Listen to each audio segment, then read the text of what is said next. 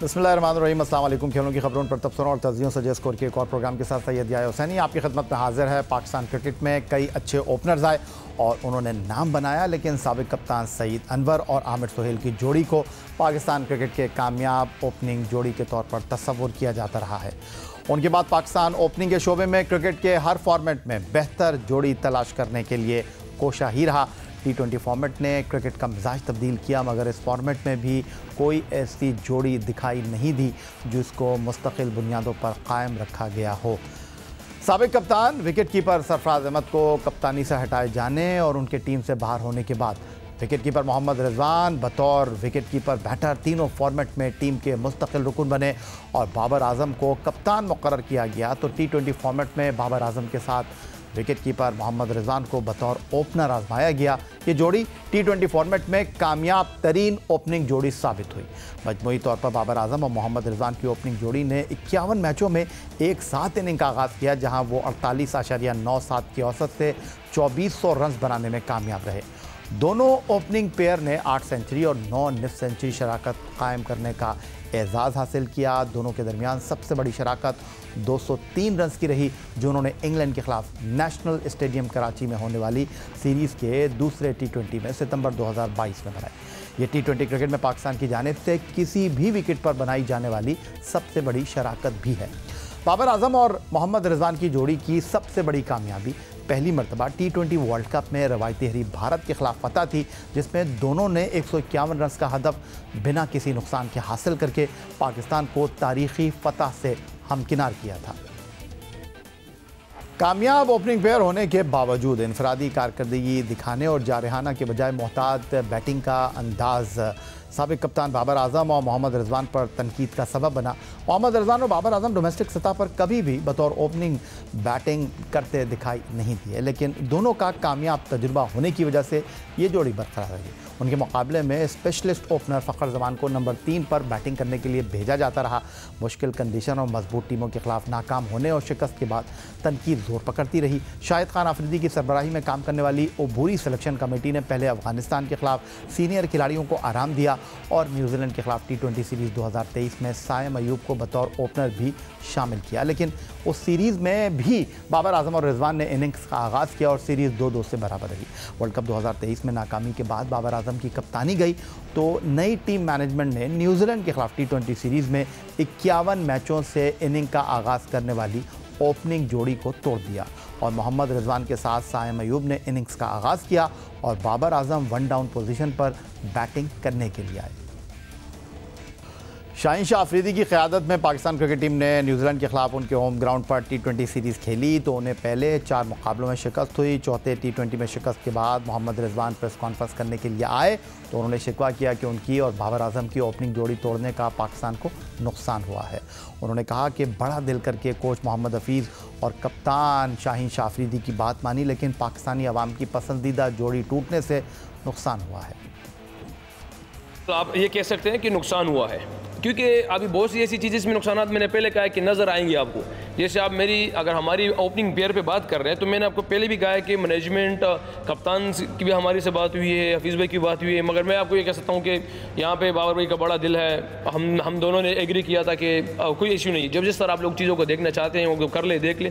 क्योंकि देखिए मुश्किल ये होता है क्योंकि आप बहुत सी चीज़ों को जब तोड़ते हैं और पूरी पाकिस्तान की आवाम इसी को देखती है कि यार हमारी एक चीज़ अच्छी जा रही थी, मगर हमारे जो मेरे ख्याल से मैनेजमेंट ने भी यही देखा कि इसमें से क्या बेस्ट निकाला जा सकता है। अगर आप हफीज़ भाई की बात देख ले, शाहीन शाह की बात देख ले, ऐसा उन लोगों ने ऐसा कभी नहीं कहा कि आगे आप लोग नहीं होंगे या आगे आप ऐसी चीज़ें नहीं होगी। वो कह रहे हैं हम देख रहे हैं अगर हमें कोई बेस्ट मिल सकता है तो मिल सकता है, नहीं तो ऐसी आप लोग ऑलरेडी आप लोगों ने इतना परफॉर्म किया हुआ है तो ऑलरेडी हमारे पास आप हो, ये चीज़ें ये बात हो चुकी है। मगर बहरहाल हम ये कह सकते हैं कि अब वो आप लोगों को कैसे लगता है, हमारी प्यारी कौम को कैसे लगता है कि ओपनिंग पेयर जो है ना वो चेंज हुआ है। मगर मेरे ख्याल से अगर आप उनके सवालात और जवाबात और चीज़ें देख ले तो ये बार बार कह रहे हैं कि हम एक रोटेशन पॉलिसी में है और एक फाउंड में है जो हमारे वर्ल्ड कप के लिए चीज़ों में बेस्ट हो सकता है। पाकिस्तान सुपर लीग सीज़न 9 में कराची किंग्स के खिलाफ कामयाबी के बाद कप्तान बाबर आजम मीडिया के सामने आए तो उनसे भी यही सवाल हुआ क्या वो पाकिस्तान T20 क्रिकेट टीम में विकेट कीपर मोहम्मद रिजवान के साथ ओपनिंग पेयर टूटने से नाखुश हैं और उन पर कोई दबाव तो नहीं था, जिस पर बाबर आजम ने कहा उन पर कोई दबाव नहीं था, लेकिन वो ज़ाती तौर पर वन डाउन पोजीशन पर खेलने के लिए मुतमईन नहीं थे, मगर पाकिस्तान के लिए वो वन डाउन पोजीशन पर खेले। जहाँ तक आपने बात की, मेरे लिए बड़ा प्रेशर था। यहाँ एज अ ओपनर मैं अगर खेल रहा हूँ तो मेरे पे बहुत प्रेशर है। मेरे पे किसी चीज़ का प्रेशर नहीं है और ना मैं इस चीज़ पे लेता हूँ। टीम डिमांडिंग थी उस टाइम, लेकिन जो देखें मैंने कोई भी चीज़ की थी वो पाकिस्तान के लिए की थी। अगर मेरे से इंडिविजुअल पूछा जाता तो मैं उस चीज़ के लिए सेटिस्फाई नहीं था कि मैं वन डाउन खेलूँ, और लेकिन पाकिस्तान के लिए जो था वो मैंने किया। और देखें, जिस आपने बात की कि मैं इन चीज़ों पे प्रेशर या उस पे, मैं कभी इस चीज़ पे होता नहीं है मुझे प्रेशर, और कोशिश करता हूँ कि अपनी गेम को और जो मेरी सर्कल है उस पर रहूँ। अब पाकिस्तान सुपर लीग सीज़न 9 2024 का मेला इस वक्त लगा हुआ है और टूर्नामेंट अब अपने अख्ताम की जानिब गामज़न है और एक मरतबा फिर हनीफ मोहम्मद कैप पर बतौर बैटर बाबर आजम ने कब्ज़ा किया है। अपनी कारकर्दगी के साथ, पेशावर ज़ल्मी की क़यादत के साथ वो बतौर बैट्समैन इस वक्त टॉप स्कोरर है। उधर मुल्तान सुल्तान के कप्तान की हैसियत से मोहम्मद रिजवान ने अपनी टीम को पहली 2 टीमों में कामयाबी के साथ शामिल तो किया, एक बैटर की हैसियत से भी उनकी कारकर्दगी को तसल्ली बख्श करार दिया जा सकता है। अब मुस्तकबिल में क्या एक मरतबा फिर मोहम्मद रिजवान और बाबर आजम को ही मुख्तसर फॉर्मेट की T20 क्रिकेट में पाकिस्तान की इनिंग का आगाज़ करना चाहिए? क्या इनकी ख्वाहिश को रिस्पेक्ट देनी चाहिए? क्या नौजवान खिलाड़ियों को जो कि तेज़ खेल सकते हैं उनको नंबर 3 और नंबर 4 पर खिलाना चाहिए? इस तमाम सूरत हाल पर गुफ्तगू करने के लिए आज अपने इस प्रोग्राम में हमने मदऊ किया है अमेरिका से test fast bowler, one day cricket में पहली हैट्रिक करने वाले जलालुद्दीन को, जो कि इस वक्त वीडियो लिंक पर हमें ज्वाइन कर रहे हैं। जलालुद्दीन साहब, खुश आमदीद कहूँगा आपको। और इससे पहले भी दौरा न्यूजीलैंड के अख्ताम पर आपसे गुफ्तगू हुई थी, अब आप क्या कहेंगे? बाबर आजम ने भी कहा, उन्होंने कहा कि टीम के वसीतर मफाद में मैंने ये फ़ैसला किया। अब उनकी परफॉर्मेंस है, एक मरतबा फिर पाकिस्तान सुपर लीग में न सिर्फ उन्होंने गियर को चेंज किया है, बल्कि उन्होंने हालात व वाक़यात को मद्देनज़र रखते हुए अपने खेल में भी तब्दीली की है।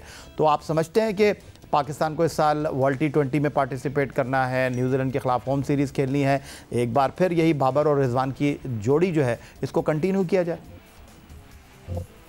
या थैंक यू। पहली बात तो यह है कि बाबर आजम की परफॉर्मेंस की जब बात करते हैं तो वो तो कोई इसमें किसी को भी कोई शक नहीं है कि वो एक क्वालिटी प्लेयर हैं। अब जहां तक हम T20 क्रिकेट में इनकी पार्टनरशिप विद रिजवान, वो इसलिए बार बार एक जनरल ओपिनियन एक बन रही थी कि इनका स्ट्राइक रेट वो नहीं होता जो पहले 6 ओवर में होना चाहिए। उसमें होता यह है कि जब आप ओपनिंग करने आते हैं और पावर प्ले का इस्तेमाल करते हैं तो उसमें एक आपको रिस्क फैक्टर जो है वो थोड़ा सा आपको अप्लाई करना पड़ता है, आपको थोड़ा कैलकुलेटेड रिस्क लेना पड़ता है, जो कि बाबर आजम उसको उस लेवल पे नहीं कर रहे थे। वैसे तो वो करेक्ट खेलते हैं मगर जो रिस्क फैक्टर था वो नहीं ले रहे थे एज कम्पेयर टू रिजवान फिर भी रिस्क ले रहे थे और वो अपना स्ट्राइक रेट को मेंटेन करने की कोशिश करते थे। तो मैं समझता हूं कि ओपन और one down is the same thing. मैं इसको समझता कि कोई बड़ी चेंज था अगर बाबर आजम वन डाउन आ रहे हैं। मैंने पहले भी ये बात कही थी कि ये मेरे ख्याल से ज्यादा अच्छा फैसला था कि साइम अयूब को ओपन रिजवान के साथ कराया जा रहा था, उसको अपॉर्चुनिटी देनी चाहिए। टीम को डेवलप करना होता है, हम डेवलप नहीं करते, हम या तो बहुत तारीफ कर देते हैं या निकाल देते हैं। तो इन बिटवीन वाला फेज मैं समझता हूँ साइम अयूब में वो कैपेसिटी है कि खासतौर से T20 क्रिकेट में कि वो ओपनर की स्लॉट ले सकते हैं, मगर उन्हें डेवलप करने की जरूरत है। और बाबर आजम वन डाउन पे मैं समझता हूँ बहुत आइडियल पोजीशन है उनके लिए, क्योंकि वो आगे तक यानी कि पावर प्ले के बाद बहुत अच्छी क्रिकेट खेलते हैं, तो उनके लिए वन डाउन ही सही है। एक आउट ऑफ द बॉक्स भी फैसले करने होते हैं आपको टीम को आगे चलाने के लिए। तो मेरी जाती राय में यह है कि बाबर आजम वन डाउन ही खेलें, साइम अयूब को अपॉर्चुनिटी देनी चाहिए और उसको जो कमी बेशी है उसको सही करने की जरूरत है, वो यूजफुल हो सकता है। और रिजवान ऑलरेडी अच्छा खेलते हैं ओपन में, तो उनके साथ वो जोड़ी बन सकती है। मुझसे पूछ रहे हैं, मेरी जाती राय पूछ रहे हैं, तो मैं तो ये कहूंगा कि ये बड़ा अच्छा पेयर सेट हो सकता है। बाबर आजम वन डाउन और साइम अयूब और रिजवान ओपन कर सकते हैं। इसके अलावा कोई अपॉर्चुनिटी है तो वो मैं ख्याल है आप उसको पहले ट्राई कर लें। फिलहाल वर्ल्ड कप के लिए ये एक अच्छा आइडियल बन सकता है।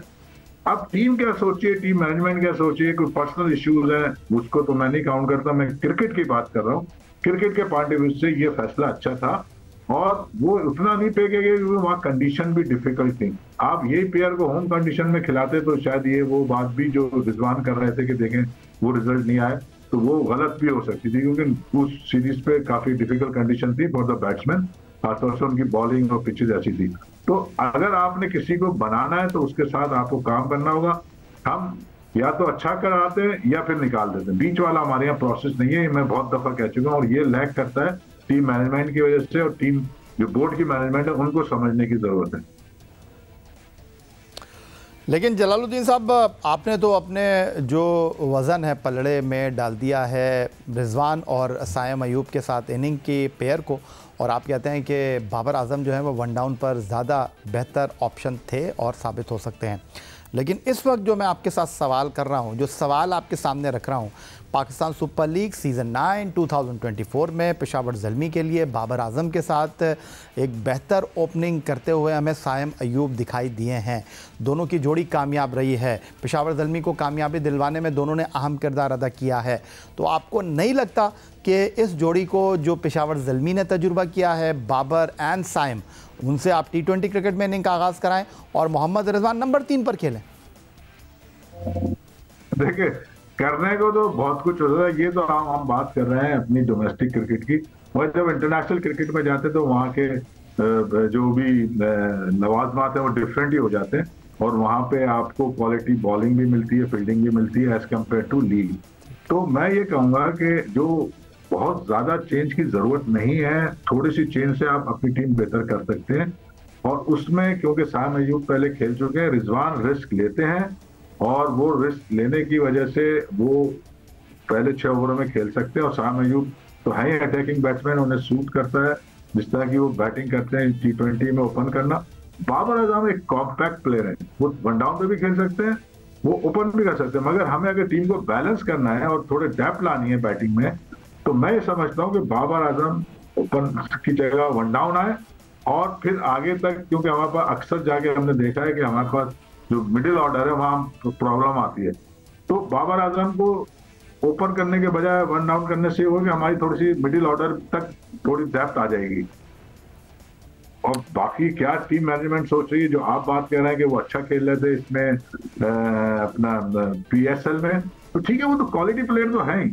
यहाँ तो बात हो रही है स्ट्राइक रेट की। अब स्ट्राइक रेट इंटरनेशनली और डोमेस्टिक में थोड़ा सा फर्क होता है, हमें उस चीज को कंसिडर करना है। मगर ये कोई शक नहीं है कि बाबर आजम एक क्वालिटी प्लेयर नहीं है, और वो अडॉप्ट करना चाहें तो वो ओपन में भी अडॉप्ट कर सकते हैं, मगर वो नहीं करते उतना अडॉप्ट जो कि उस पावर प्ले की रिक्वायरमेंट है। वो अपने आप को अब एक बड़ा इंपॉर्टेंट सवाल आपके सामने रख रहा हूँ जलालुद्दीन, के आप क्वालिफाइड कोच हैं, जब मैनेजमेंट में तब्दीली होती है तो फिर वो अपने एक्सपेरिमेंट करते हैं। जिस तरह हमने देखा डायरेक्टर क्रिकेट की हैसियत से मोहम्मद हफीज़ ने टीम में तब्दीलियां की, कॉम्बिनेशन बनाने की कोशिश की, उनको ज़्यादा वक्त नहीं मिला, लेकिन जितना वक्त भी मिला वो तजुर्बात करते हुए दिखाई दिए।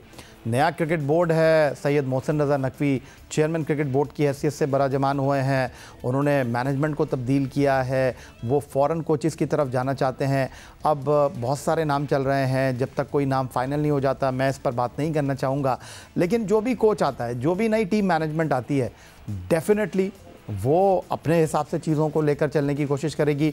तो ये जो मोहम्मद रिजवान और बाबर आजम की ख्वाहिश है, सीनियर प्लेयर हैं, परफॉर्मर हैं, आपको लगता है कि नई टीम मैनेजमेंट इनकी बात को अहमियत देगी, या वो अपने तौर पर नौजवान खिलाड़ियों के साथ जाने को जो है वो वेट देंगे? अब डिपेंड करेगा कि नई मैनेजमेंट कौन आती है। ये भी एक बड़ा होता है कि देखिए, जो लीडर होता है ना, वो तो क्रिकेट में कोच ही होता है। लीडर वो होता है जो इन्फ्लुएंस कर सके प्लेयरों को या मैनेजमेंट को, किसी को भी। तो इन्फ्लुएंस करना आना चाहिए उसमें। अगर वो इन्फ्लुएंस नहीं कर सकता तो वो लीडर नहीं हो सकता।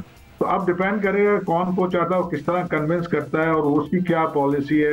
ये तो उसकी अपनी थॉट होगी, जिसे हम उसकी अपनी फिलॉसफी कहते हैं, वो होगी। मगर आप क्योंकि पूछे थे मुझसे, तो मैंने बताया ये कि, और उसके रीजन ये दिए, जो बाबर आजम की मैं बात कर रहा हूँ।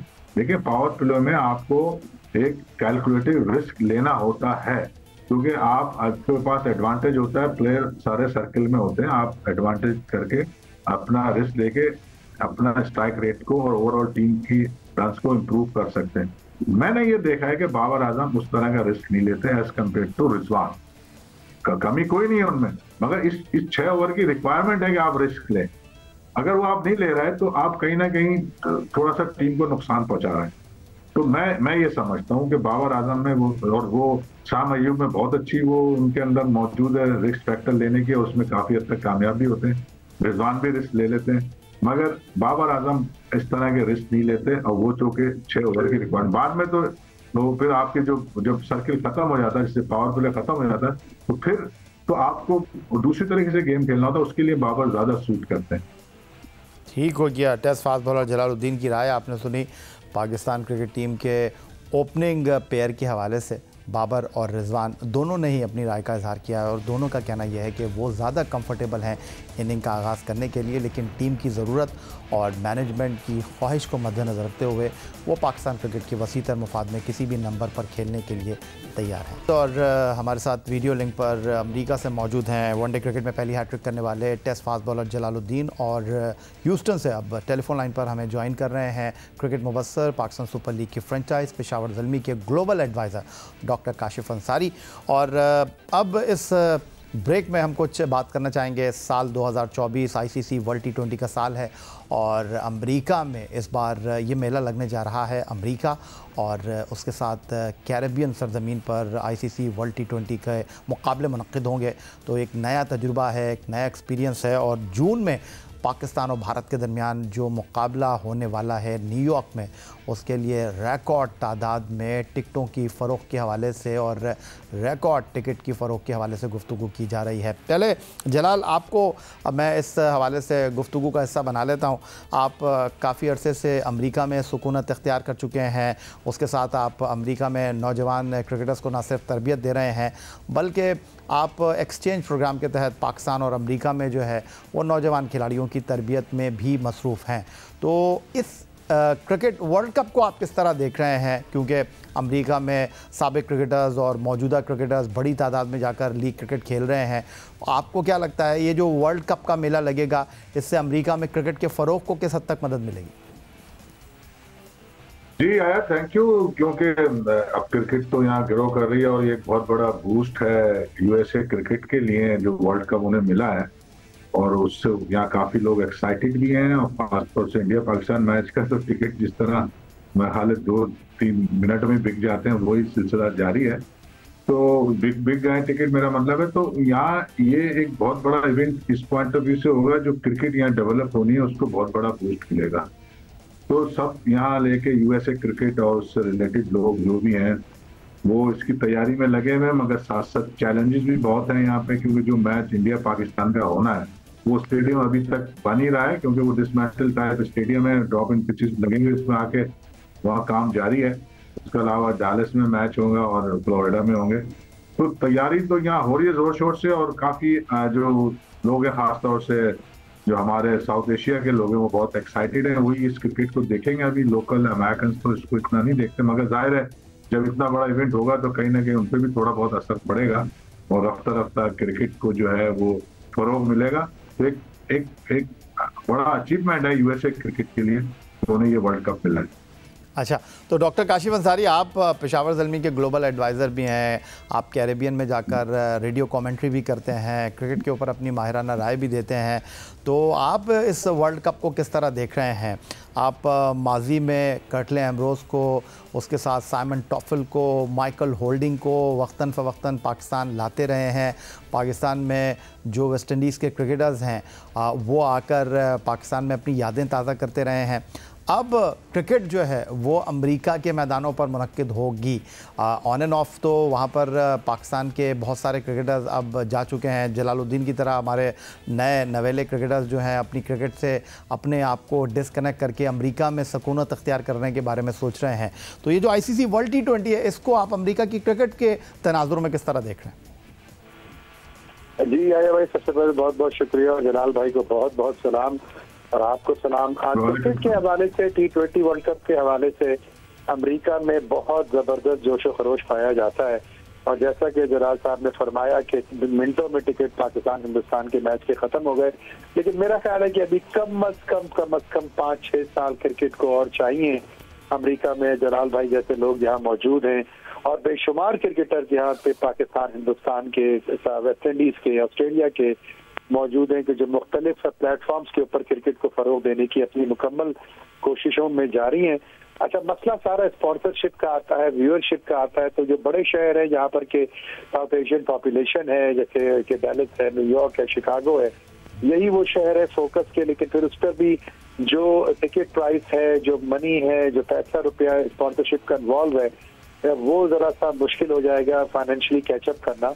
गेट प्राइस है, ये वो सब चीजें जब तक के लोकल लोग क्रिकेट के अंदर इन्वॉल्व नहीं होंगे, जब तक कि यहाँ की यूथ नहीं देखना शुरू करेगी क्रिकेट को जिस तरह वो फुटबॉल को देखती है, सॉकर को देखती है, आपके बेसबॉल को देखती है, उस वक्त तक क्रिकेट को कदम जमाने में मजीद वक्त दरकार होगा। लेकिन बेहतरीन स्टार्ट है ये, और ये आईसीसी का बहुत बोल्ड स्टेप है। लेकिन देखिए ना, वो भी डर डर के स्टेप लिया ना उन्होंने कि जी कुछ मैचेस यहाँ करा लेंगे, कुछ कैरेबियन में करा लेंगे, फाइनल यहाँ कर लेंगे, सेमीफाइनल वहाँ कर लेंगे। तो उनको पता है कि अभी ग्राउंड जो है वो तैयार नहीं है, अभी जमीन सतह हमवार नहीं है और वक्त थोड़ा लगेगा। जैसे कि जहाँ मैंने बताया कि जहाँ मैच होना है न्यूयॉर्क में, अभी वो ग्राउंड अंडर कंस्ट्रक्शन है।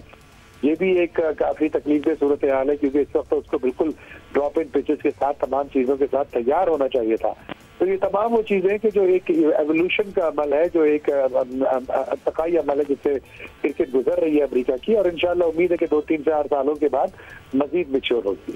अच्छा जलालुद्दीन, जिस तरह आप अमेरिका में नौजवान ख़वातीन और नौजवान क्रिकेटर्स को तरबियत दे रहे हैं, जो अपना एक्सपीरियंस है वो उनको मुंतकिल करने की कोशिश कर रहे हैं, ये जो वर्ल्ड कप मुनक्किद होने जा रहा है अमेरिका की सरजमीन पर, ये आपके इस प्रोजेक्ट के हवाले से कितना इम्पोर्टेंट होगा? क्योंकि न सिर्फ क्रिकेट टीमें अमेरिका का रुख करेंगी बल्कि साबिक क्रिकेटर्स भी आएंगे, क्योंकि ग्राउंड के हवाले से तो एक्टिविटी होंगी, ऑफ ग्राउंड भी बहुत सारी चीज़ें होंगी, एक्सपर्ट आएंगे। तो ये आपके लिए कितना इम्पोर्टेंट होगा?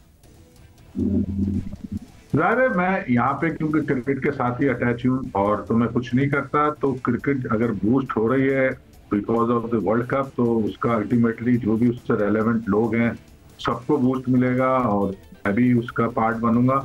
और क्योंकि क्रिकेट अब यहाँ आनी है और क्रिकेट को आगे बढ़ना है, क्योंकि आईसीसी का डायरेक्ट बहुत इंटरेस्ट है, मगर उसके साथ साथ ये चैलेंजेस भी बहुत हैं। ऐसा नहीं है कि आप बहुत आसानी से ये चीज़ें कर लेंगे, क्योंकि क्रिकेट अभी उनकी जो गवर्नमेंट है उन्होंने उसको इस तरह से रिकग्नाइज नहीं किया हुआ कि वो उसको सपोर्ट करते हो। मे बी 2028 में जो यहाँ पे ओलंपिक्स हैं उसमें क्रिकेट रिकग्नाइज हो गई है, तो उसके बाद मैं समझता हूँ कि जो गवर्नमेंट का रोल है वो भी इसमें आ जाएगा।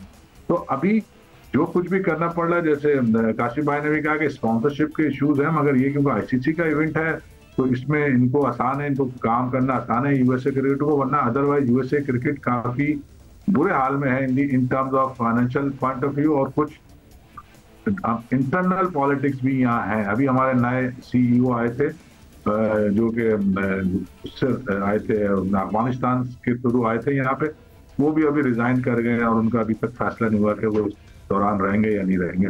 तो चैलेंजेस भी हैं और साथ साथ एक बहुत बड़ा एडवांटेज भी है यूएसए क्रिकेट को कि इसको सही से यूटिलाइज करें। जब क्रिकेट फैलेगी तो जाहिर है मेरा रोल भी उसी के हिसाब से बढ़ेगा, और हर चीज़ को यहाँ लोगों में जो खासतौर से हमारे एक्सपेट्रिएट के बच्चे हों तो बहुत ज़्यादा कीन है, और मैं यूथ पे ज़्यादा काम कर रहा हूँ, तो मुझे भी उससे फ़ायदा होगा डेफिनेटली।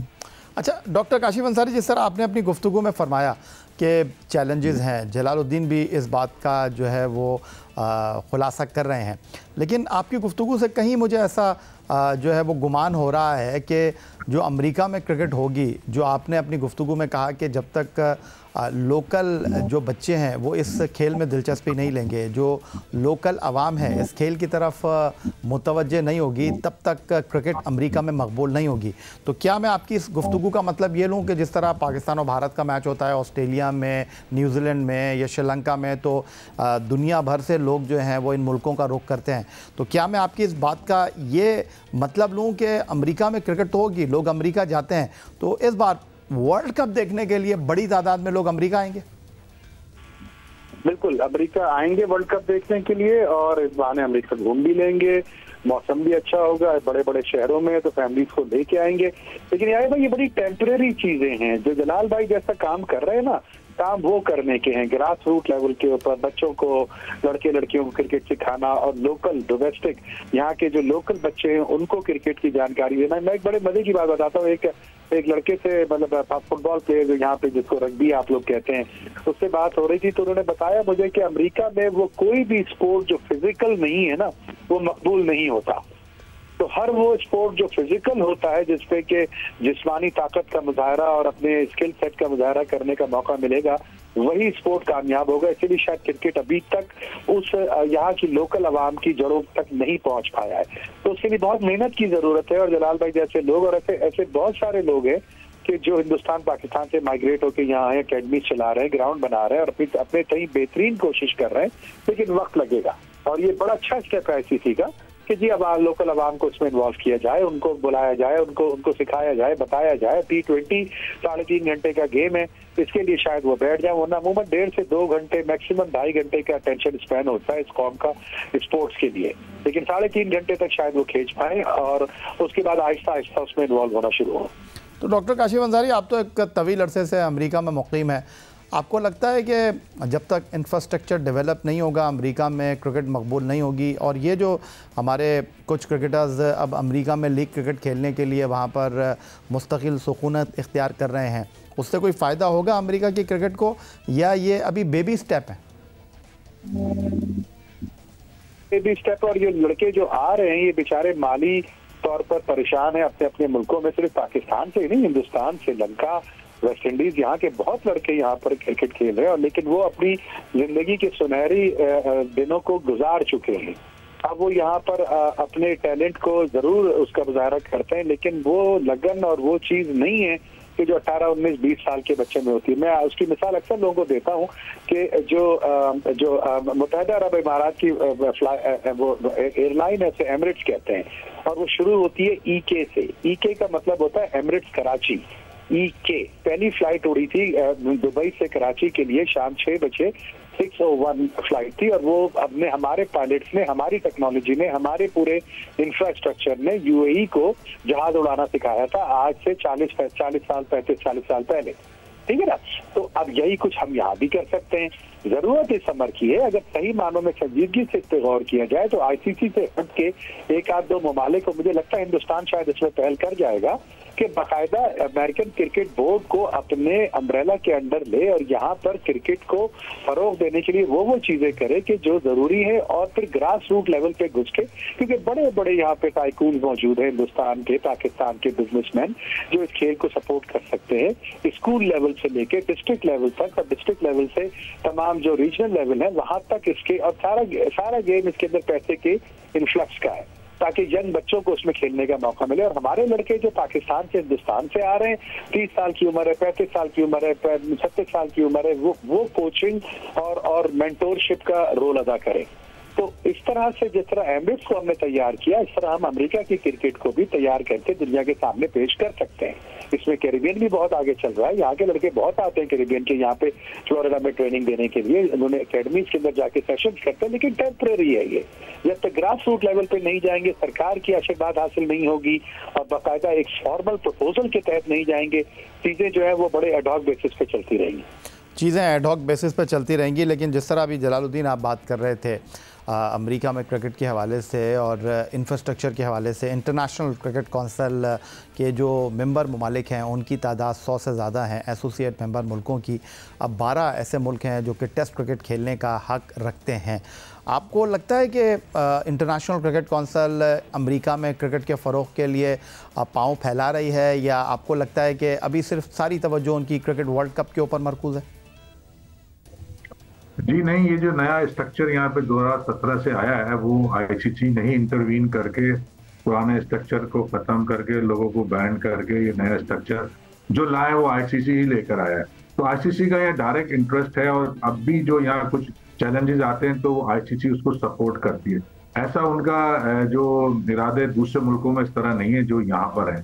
तो जो बेसिक वजह है, अगर क्रिकेट थोड़ी फ्लोरिश करे, जिसका पार्ट ये वर्ल्ड कप भी है, तो उसमें ICC ही डायरेक्ट इनको सपोर्ट कर रही है। वो चाहती है कि ये नई मंडी, क्योंकि है तो स्पोर्ट्स के हवाले से दुनिया की सबसे बड़ी जगह, मगर क्योंकि अभी जैसे काशिफ भाई भी कह रहे हैं, जब तक ग्रास रूट पूरा सॉलिड डेवलप नहीं होगा, स्कूलों में क्रिकेट नहीं जाएगी, ये एक लॉन्ग टर्म पे होगा, ये अभी नहीं हो सकता। मगर उस प्रोसेस का पार्ट ये वर्ल्ड कप जरूर है। इसके अलावा यहाँ मेजर लीग भी होती है और यहाँ एक स्ट्रक्चर भी बना हुआ है, 6 जोन है अभी उनकी। T20 क्रिकेट चैंपियनशिप 14 से शुरू हो रही है, डोमेस्टिक क्रिकेट भी होती है, मगर उसका ओवरऑल जो स्टैंडर्ड है वो अभी उतना हाई नहीं है। दूसरे फाइनेंशियल इशू हैं, प्लेयरों को पैसे नहीं मिलते, जो यूथ है वो सारे पेरेंट्स खुद पैसे खर्च कर रहे होते हैं अपने बच्चों पे। इवन दी वुमेन्स की जो नेशनल टीम होती है वहां तक खुद पैसे खर्च कर रहे होते हैं। तो ये चीज जब तक सेटल नहीं होगी तो बच्चे यहाँ खेलने नहीं आएंगे। दूसरे यहाँ एक हद तक तो खेलते हैं जब वो यूथ वाले होते हैं, फिर यहाँ यूनिवर्सिटी शुरू हो जाती है। अगर स्कॉलरशिप वाला एलिमेंट इस यूनिवर्सिटी में नहीं आएगा तो देर तक बच्चे क्रिकेट नहीं खेलते, फिर वो छोड़ जाते हैं। तो यहाँ बहुत सारे चैलेंजेस हैं, उसमें से सबसे बड़ा चैलेंज यही है कि क्रिकेट को कैसे आगे बढ़ाया जाए। यूथ में हो रही है मगर आगे जाते हैं तो गैप बन जाता है, जो लोग यूनिवर्सिटी चले जाते हैं वो छोड़ जाते हैं ज्यादातर। तो इसलिए यहाँ फाइनेंशियल पॉइंट ऑफ व्यू से अभी वो चाम नहीं है। जो लोग बाहर से आए हुए हैं वो उनमें से वो लोग जो वाकई प्रॉपर कॉन्ट्रैक्ट पे आए हुए हैं वो तो कुछ समाओ या मैनेज कर रहे हैं, मगर अभी वो क्वालिफाई सारे नहीं करे उन्होंने और यूएसए टीम यानी अभी वर्ल्ड कप जो होगा उसमें वो थोड़ी खेलेंगे, उसमें से एक आध शायद जो क्वालिफाई करा हुआ होगा वो खेल सकता है। तो ये अभी टाइम लगेगा, मगर हाँ उनका एक स्ट्रेटेजिक प्लान है कि हम 2030 तक जाके हम टेस्ट स्टेटस ले लें। उसके लिए उन्होंने ये स्ट्रेटेजी का हिस्सा बनाया था कि जो ये प्लेयर आएंगे 3 साल में क्वालिफाई कर जाएंगे, फिर हमारे लिए खेलेंगे यूएसए के लिए। टीम जाहिर है उनकी वजह से बेहतर तो हो जाएगी और वो वहां तक पुश कर देंगे कि हमें टेस्ट स्टेटस मिल जाए, बाकी फिर हम लोकल लोगों से काम चलाएंगे। तो उसके लिए एक बड़े बड़े चैलेंजेस है और सारी जो ग्रास रूट्स क्रिकेट है उसको ऑर्गेनाइज बन रही है, एक हब बना दिए 18 यहाँ उसमें क्रिकेट होती है बच्चों की, मगर वो एक डिसऑर्गेनाइज किस्म की है। उसमें कंपटीशन लेवल बहुत लो है, कोचिंग का स्टैंडर्ड यहाँ बहुत लो है, कोई कोच है नहीं, हर आदमी यहाँ कोच बना हुआ है, पेरेंट्स भी कोच बन जाते हैं। तो ये सारी चीजें खत्म करनी हो। खास तौर से यूथ क्रिकेट में पेरेंट्स की बहुत इन्वॉल्वमेंट है जिससे क्रिकेट खराब हो रही है। हर पेरेंट अपने बच्चे को लाइन से खड़े होकर इंस्ट्रक्शन दे रहा होता है, जिससे कि वो जो सीखने की सलाहियत है वो भी उसकी खत्म हो जाती है, कंफ्यूज रहता है। ये चीज डिस्करेज करे या पेरेंट्स की इन्वॉल्वमेंट बहुत ज्यादा, मगर क्योंकि वो पैसे इन्वेस्ट करते हैं तो यूएसए क्रिकेट भी उनके आगे बेबस है। मगर ऐसा चीज यहाँ दूसरे स्पोर्ट्स में नहीं है, बहुत बहुत स्ट्रिक्ट होते हैं कोचेज, कोई करीब नहीं आ सकता पेरेंट्स, मगर क्रिकेट में आपको पता है कि क्योंकि वो पैसे खर्च कर रहे हैं और अपना रोल प्ले करते हैं। तो ये डिसएडवांटेज मैं समझता हूँ मेरे अपनी ऑब्जर्वेशन से कि यूथ क्रिकेट में पेरेंट्स की इन्वॉल्वमेंट है जिसकी वजह से क्रिकेट खराब हो रही। बहुत शुक्रिया आपका टेस्ट फास्ट बॉलर जलालुद्दीन और क्रिकेट मुबस्सिर डॉक्टर काशिफ अंसारी हमारे साथ मौजूद थे। अमेरिका में ये साल क्रिकेट वर्ल्ड कप का साल है। आईसीसी वर्ल्ड T20 अमेरिका की सरजमीन पर मुनक्किद होने से वहाँ क्रिकेट के फ़रोग़ के हवाले से क्या काम होगा, इस हवाले से आज हमने ये गुफ्तगू की। पाकिस्तान क्रिकेट की खबरों को यहाँ ब्रेक लगाते हुए बात करते हैं बैनुल-अक़वामी क्रिकेट की। एक जाने भारत क्रिकेट टीम ने होम ग्राउंड पर इंग्लैंड को 5 टेस्ट मैचों की सीरीज़ में 4-1 की शिकस्त से 2-4 करके इंटरनेशनल टेस्ट क्रिकेट चैम्पियनशिप के टेबल पर सर फहरिस्त होने का एजाज़ हासिल कर लिया। तो दूसरी जानिब दौरान न्यूजीलैंड में टेस्ट और वनडे चैम्पियन टीम ऑस्ट्रेलिया ने न्यूजीलैंड को उनके ग्राउंड पर टेस्ट सीरीज़ में 2-0 से शिकस्त देकर न्यूजीलैंड से टेबल पर दूसरी पोजीशन छीन ली और उन्हें तीसरे नंबर पर धकेल दिया है। भारत 9 टेस्ट में 6 फतह, 2 शिकस्त और 1 ड्रॉ के साथ 68.51 की औसत की बुनियाद पर पहले नंबर पर है। ऑस्ट्रेलिया ने 12 मैच खेलकर 8 में फतह, 3 में शिकस्त और 1 ड्रॉ के बाद 62.50 की औसत पॉइंट्स हासिल किए हुए हैं। न्यूजीलैंड का 6 टेस्ट में 3 फतह और 3 नाकामियों के साथ तीसरा नंबर है। बांग्लादेश 2 टेस्ट में 1 फतह और 1 नाकामी के बाद चौथे और पाकिस्तान 5 टेस्ट में 2 फतह और 3 नाकामियों के साथ छठे नंबर पर है। पाकिस्तान फुटबॉल टीम ने तारीख में पहली मरतबा वर्ल्ड कप क्वालिफायर के दूसरे राउंड के लिए क्वालिफाई किया है। पाकिस्तान ने पहले मरहले में कंबोडिया को 1 गोल से शिकस्त देकर दूसरे राउंड में जगह बनाई, जहां उसका मुकाबला होम और अवे की बुनियाद पर सऊदी अरब, ताजिकिस्तान और उर्दून की टीमों के साथ है। पाकिस्तान टीम को सऊदी अरब के हाथों 4 गोल से नाकामी का सामना करना पड़ा और ताजिकिस्तान ने होम ग्राउंड पर पाकिस्तान को 1 के मुकाबले में 6 गोल से शिकस्त दी। पाकिस्तान को अब 21 मार्च को इस्लामाबाद के जिना स्टेडियम में उर्दून की फ़ुटबॉल टीम से मुकाबला करना है। उर्दून की टीम 19 मार्च को पाकिस्तान पहुंचेगी। 21 मार्च को होने वाले मैच के लिए पाकिस्तान फुटबॉल टीम ने तरबियत का बाकायदा आगाज़ कर दिया है। Pakistan football team coach Stephen Constantine की ज़ेर निगरानी तरबियत हासिल कर रही है।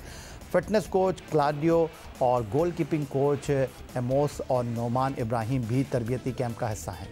कौमी टीम का तरबियती कैंप आइंदा चंद रोज़ में लाहौर में जारी रहने के बाद इस्लामाबाद मुंतकिल हो जाएगा। और पाकिस्तान फ़ुटबॉल टीम के तरबियती कैंप और दीगर सरगर्मियों के हवाले से इस वक्त गुफ्तगू करने के लिए हमारे साथ टेलीफोन लाइन पर पाकिस्तान फ़ुटबॉल टीम के डिफेंडर मौजूद हैं। उनसे हम इस हवाले से गुफ्तगू करेंगे कि पाकिस्तान फ़ुटबॉल टीम की जो परफॉर्मेंस है और पाकिस्तान फ़ुटबॉल टीम जो होम ग्राउंड पर एक मरतबा फिर उर्दून के साथ मैच खेलने जा रही है उसके बारे में वो क्या कहते हैं।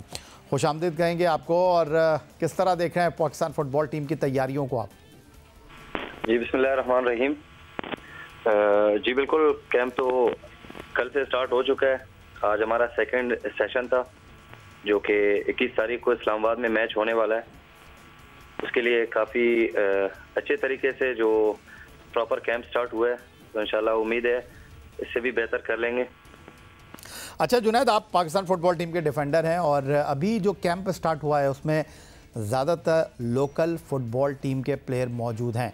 अभी जो आपकी टीम में गैर मुल्की खिलाड़ी हैं जो पाकिस्तान टीम को इस बैनुल अक़वामी मैच में रिप्रेजेंट करेंगे 21 मार्च को जिन्ना स्टेडियम इस्लामाबाद में उर्दून के ख़िलाफ़, वो अभी बाद में ज्वाइन करेंगे, तो तैयारी पर कोई असर तो नहीं पड़ेगा? जी बिल्कुल, ज़रूरी है कि लोकल लड़कों पे ज़्यादा फोकस किया जाए, क्योंकि जैसे आपको पता है कि बाहर के जो ओवरसीज़ प्लेयर हैं वो ऑलरेडी वहाँ पे लीग या क्लब्स में खेल रहे हैं। तो इसमें यह है कि उनकी एक्सपीरियंस और उनके जो लेवल है वो पहले से ही बेहतर है। तो ज़्यादा से ज़्यादा काम लोकल लड़कों पे इसलिए हो रहा है ताकि वो भी उनके साथ प्रॉपर मिल के गेम खेल सकें। अच्छा जुनैद, जाते जाते ये बताइएगा कि आपने कंबोडिया को तो हरा दिया, लेकिन ताजिकिस्तान और सऊदी अरब उनका लेवल काफ़ी बेहतर है और सऊदी अरब तो वर्ल्ड कप मुकाबलों के मेन राउंड तक पहुंचा है। तो क्या सीखा आप लोगों ने, क्योंकि पाकिस्तान फ़ुटबॉल टीम का सऊदी फ़ुटबॉल टीम के साथ या ताजिकिस्तान के साथ बड़ा कड़ा मुकाबला है और उसमें आपको नाकामी का सामना भी करना पड़ा? जी बिल्कुल, अगर कंपेयर किया जाए तो वो काफ़ी बेहतर टीमें हैं, एशिया की टॉप जो टीमें हैं उनमें आती हैं। तो इसमें काफ़ी ज़्यादा एक्सपीरियंस हुआ जो कि नेक्स्ट मैचेस के लिए, और जो हमारा नेक्स्ट मैच भी है वो भी एशिया की जो टॉप टीम है, जो सेकंड टीम है इस टाइम, तो उसके साथ है। इंशाल्लाह जो पिछले मैचेस हैं उनमें जो कुछ मिस्टेक्स हुए हैं या फिर कुछ गलतियां हो चुकी है, तो उम्मीद है इंशाल्लाह वो बेहतर करेंगे और अच्छे उसमें तरीके से इंशाल्लाह इस दफ़ा ग्राउंड में नजर आएंगे। चलें, बहुत शुक्रिया आपका जुनैद शाह, पाकिस्तान फ़ुटबॉल टीम के डिफेंडर। आपके लिए हमारी नेक ख्वाहिशात। 21 तारीख को पाकिस्तान फ़ुटबॉल टीम उर्दून के साथ वर्ल्ड कप क्वालिफायर का मैच खेलेगी जिन्ना स्टेडियम इस्लामाबाद में। उस हवाले से टीम की तैयारियों के बारे में जुनैद गुफ्तगू कर रहे थे।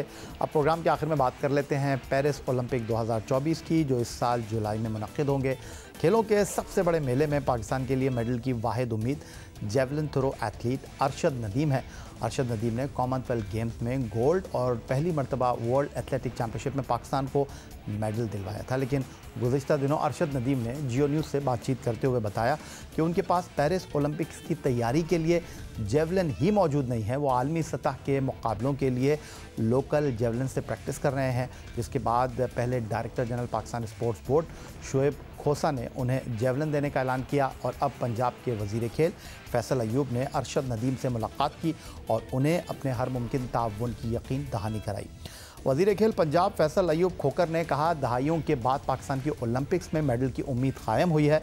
अरशद नदीम पाकिस्तान की शान है। अरशद की ट्रेनिंग के लिए जो भी वसाइल दरकार होंगे फराहम किए जाएंगे। इस मौके पर अरशद नदीम ने कहा, वज़ीर खेल पंजाब के ताउन पर मशकूर हैं और पाकिस्तान के लिए, पाकिस्तान के गोल्ड मेडल के हुसूल के लिए वो खासे पुरअज़्म है।